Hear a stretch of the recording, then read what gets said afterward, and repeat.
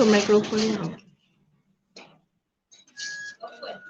Assalamualaikum semua. Selamat pagi, apa khabar hari ini?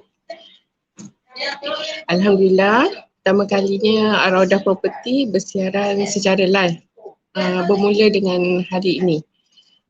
Dan kita akan buat, insyaAllah kita akan buat rutin ni dalam 2 minggu sekali.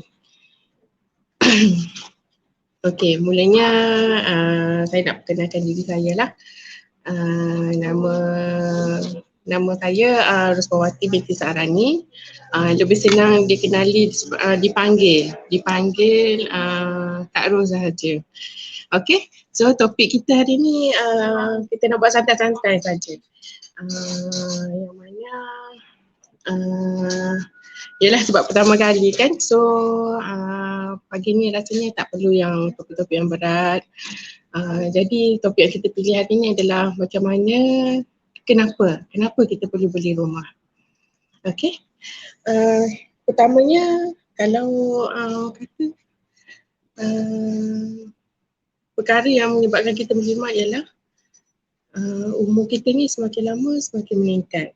Yang mana bila umur kita meningkat, maknanya pinjaman loan tu semakin pendek.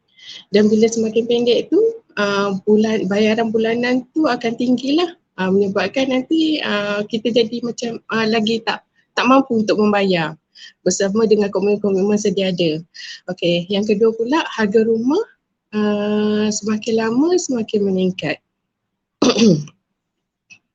Yang mana kalau kita tengok harga hartanah semasa sekarang ni tidak semakin menurun. Dia akan semakin naik dan menyebabkan bila dah semakin naik tu kita semakin tak mampu untuk membeli rumah. Okey. Yang ketiga pula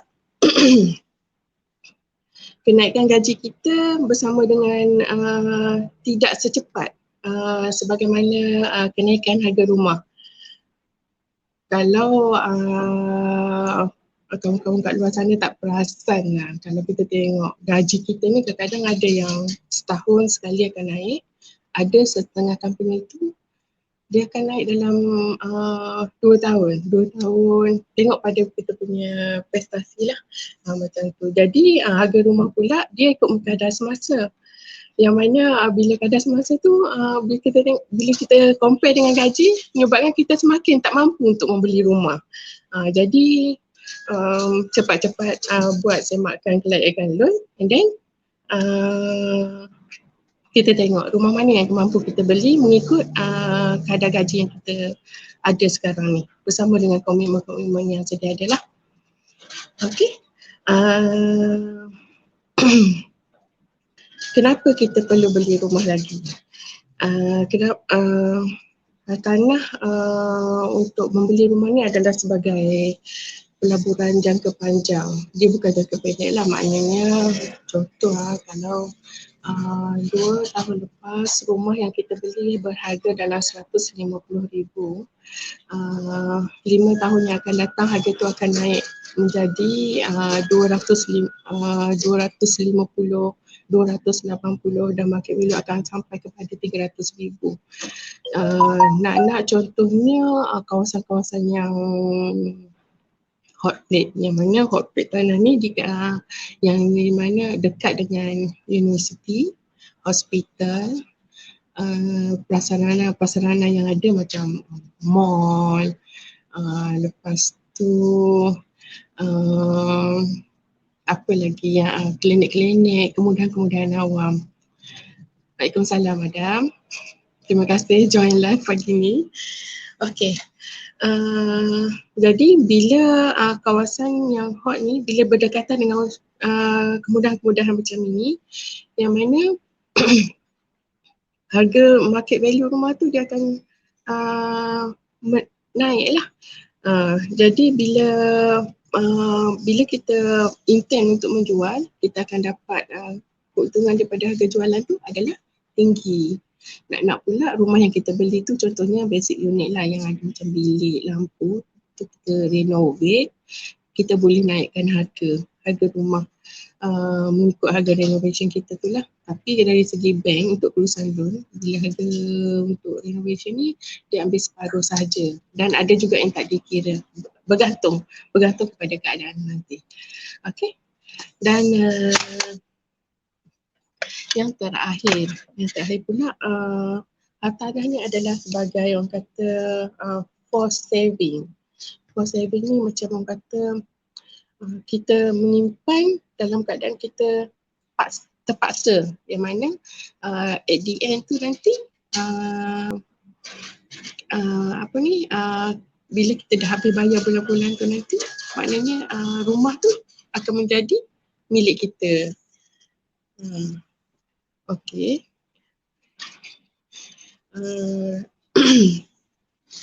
Selain pada tu juga, bila kita beli rumah ni awal, kita tak pening dengan karenah tuan rumah. Nak pula kalau kita menyewa, kan kadang-kadang bila kita dah menyewa ni, kan bila sampai dalam satu tempoh atau jangka masa yang tertentu, tuan rumah kata, puan, saya nak bagi anak saya duduk dalam rumah ni. So bila kita dah menyewa tu, kena faham lah yang mana kita kenalah cari rumah lain. So jadi untuk mengelakkan benda-benda ni, nak mencari rumah pun sekarang ni memang orang kata nak memenuhi kehendak kita, memang orang kata ambil masa.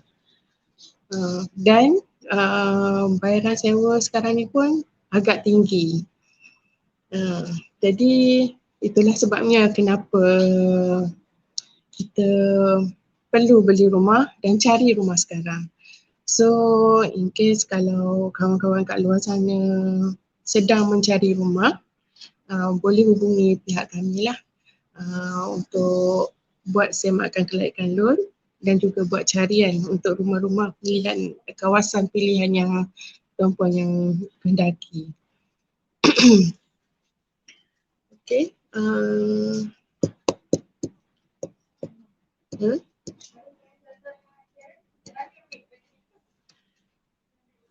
Okay. Jangan menikah, amboi nama. Okay. Okay, macam mana nak berubah dengan akak? Okay, so sekarang ni kalau nak berubah dengan akak, boleh hubungi nombor yang tertera pada skrin lah. InsyaAllah kalau waktu untuk serve klien ni tak tentu masa lah. Even hari cuti pun boleh hubungi akak bila-bila masa. Nombor kat bawah ada tertera rasanya nombor kat bawah. Sekejap okey tu je, 012, nombor 012 tu. Boleh hubungi akak kat sini.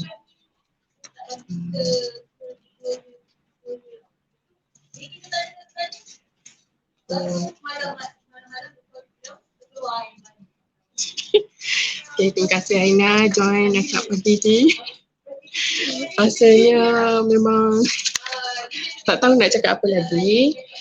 So kalau in case kalau korang ada soalan, boleh ajukan dekat bawah. So and then nanti akak akan respon dekat akak.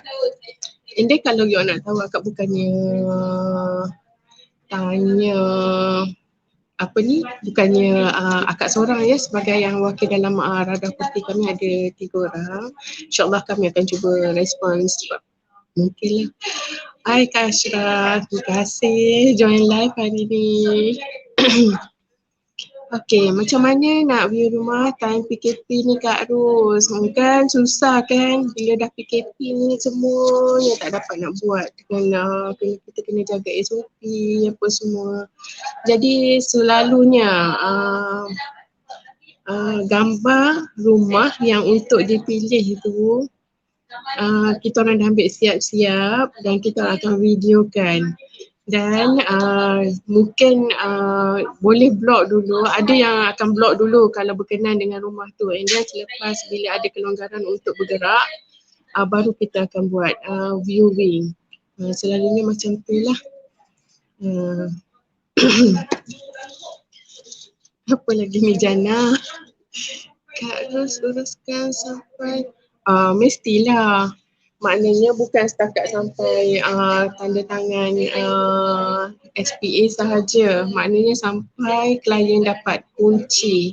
Yang mana owner akan dapat duit, pulangan duit jualannya, dan buyer akan dapat kunci rumah. Okay. So rasanya nasihat untuk pembeli rumah pertama. Untuk pembeli rumah pertama, the tips is cari dulu rumah low cost. Yang mana